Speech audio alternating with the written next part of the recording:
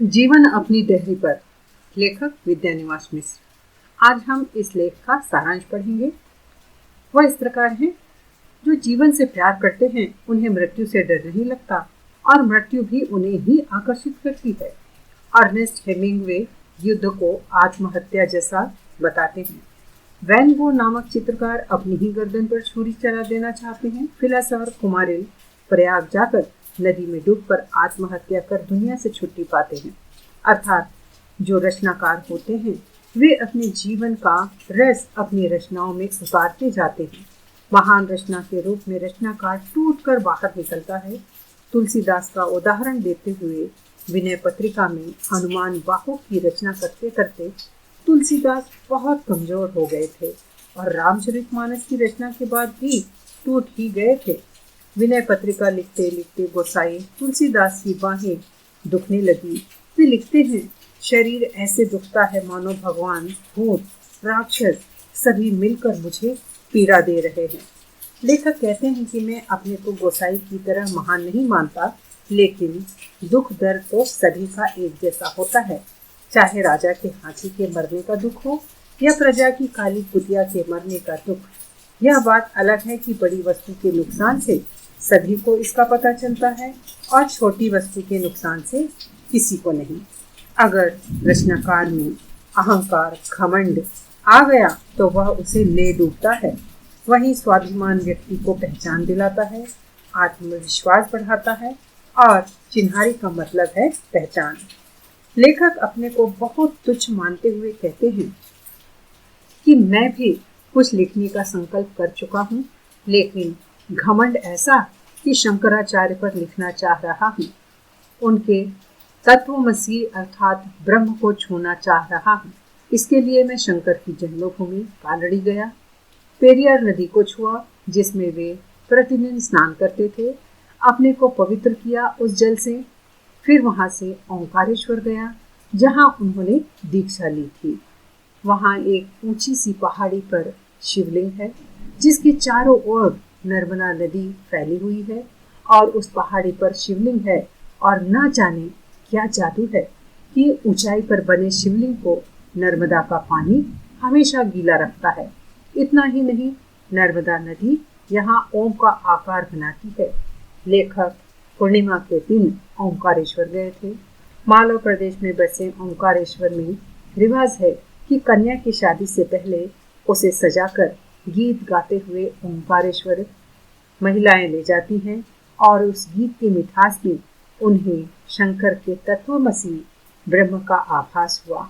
आगे वे बताते हैं कि बहुत दिनों बाद मैं बद्रीनाथ गया, जहां पर मान्यता है कि भगवान शंकर ने नर नारायण की मूर्ति का उद्धार किया था। व्यास गुफा में ब्रह्मसूत्र और उपनिषद की रचना की थी और फिर काशी विश्वनाथ में स्थापित शंकर ने नर नारायण को जोड़कर बिठाया। नर के भीतर नारायण और नारायण की आंखों में नर को झांकते हुए देख सकते हैं। भगवान शंकर ने ही चारों धामों की प्रतिष्ठा की, जिसकी परिक्रमा मनुष्य को मुक्ति दिलाता है। शंकर के तत्वमसी पर लिखने की चाह में शंकर के पावन स्थलों पर घूम कर लौटा तो लगा मानव जीवन चारों ओर से छोटे कीले के रूप में कटीली झाड़ियों और खाई से घिरा है और हम इस अनदेखी खाई और कटीली झाड़ियों से लड़ रहे हैं। लेखक को लगता है कि शिव पर लिखने के लिए स्वयं को बहुत कष्ट सहना पड़ेंगे और मेरे जैसा सांसारिक शंकर को कैसे रच पाएगा। आगे लेखक कहते हैं कि मैं शंकर को नहीं साध पाऊंगा, लिख नहीं पाऊंगा। वैसे ही श्री कृष्ण के जीवन की अंतिम संध्या का एक चित्र उतारने की कोशिश विह्वल पल आखिरी नामक किताब में किया है, क्योंकि मुझे दुविधा थी कि क्या श्री कृष्ण अंतिम समय में विह्वल थे, विचलित थे। अगर विचलित होते तो वे अपने मित्र उद्धव को पहले भेजते, सारथी को द्वारका भेज देते, बधिक अर्थात मारने वाले को वे स्वयं धरती से मुक्त कर देते।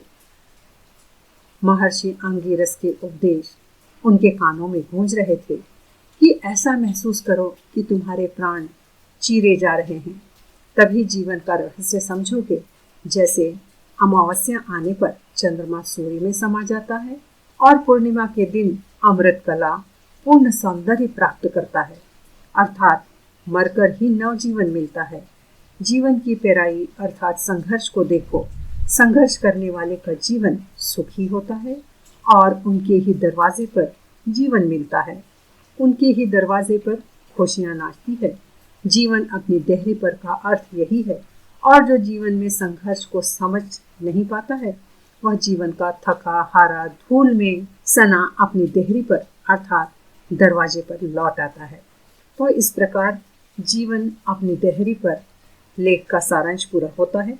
अब हम इसकी विशेषता देखते हैं कि लेखक ने इस निबंध के माध्यम से यह संदेश दिया है कि चाहे शंकर हो या कृष्ण या महान रचयिता गोस्वामी तुलसीदास, सभी को जीवन का आनंद संघर्ष में ही मिला है। और जीवन का रहस्य यही है कि कटीली बाढ़ों से संघर्ष करके जीवन में फूल खिलाना ही पुरुषार्थ है, और यही जीवन अपनी देहरी पर हम पा सकते हैं। अब हम पाठ्य सामग्री के अगले भाग की ओर बढ़ते हैं, जिसमें पहला प्रश्न होता है आपके प्रश्न पत्र में, एक शब्द या वाक्य में उत्तर लिखिए।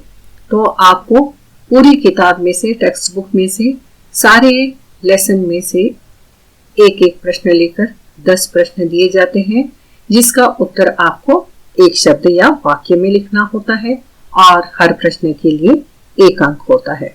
तो इस पाठ पर आधारित कुछ संभावित प्रश्न मैंने यहाँ उत्तर के साथ दिए हैं, जिसे आप देख सकते हैं और समझ सकते हैं कि किस प्रकार के प्रश्न आएंगे, और ये प्रश्न और इन प्रश्नों के उत्तर आपको सारांश लिखने में भी सहायक होंगे।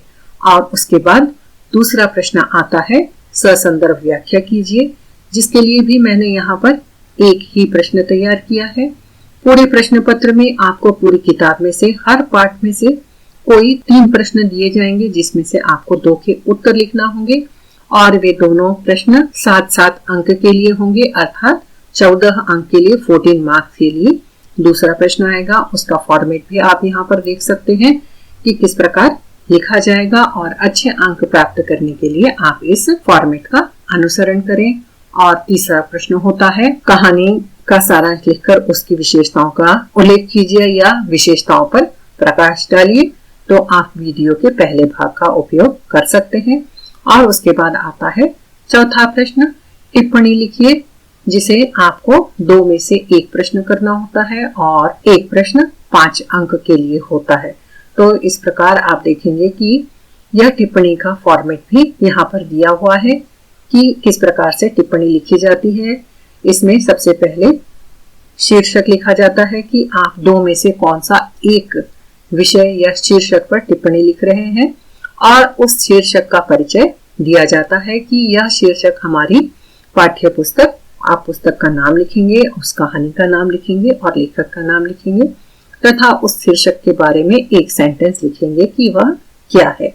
और उसके नेक्स्ट पैराग्राफ में आप उस पाठ में उस शीर्षक के बारे में जो कुछ भी दिया गया है उसे आप टिप्पणी के रूप में 8 से 9 लाइन में उत्तर लिखेंगे, क्योंकि यह केवल 5 मार्क्स के लिए होता है। किसी किसी पाठ में हम देखते हैं कि किसी शीर्षक के विषय में बहुत कुछ दिया होता है, जिसे हम 2 पेज में भी लिख सकते हैं, लेकिन आपको यहाँ पर अंक का ध्यान रखकर उत्तर लिखना है कि 5 अंक के लिए हमें कितना लिखना चाहिए। तो इस प्रकार आप इन सब बातों का ध्यान रखेंगे तो आपको टाइम मैनेजमेंट भी अच्छी तरह से आ जाएगा, और आप पूरा प्रश्न आसानी से समय में ही पूरा कर सकते हैं। तो मैं समझती हूँ आपको यह वीडियो जरूर उपयोगी होगी, सहायक होगी। धन्यवाद।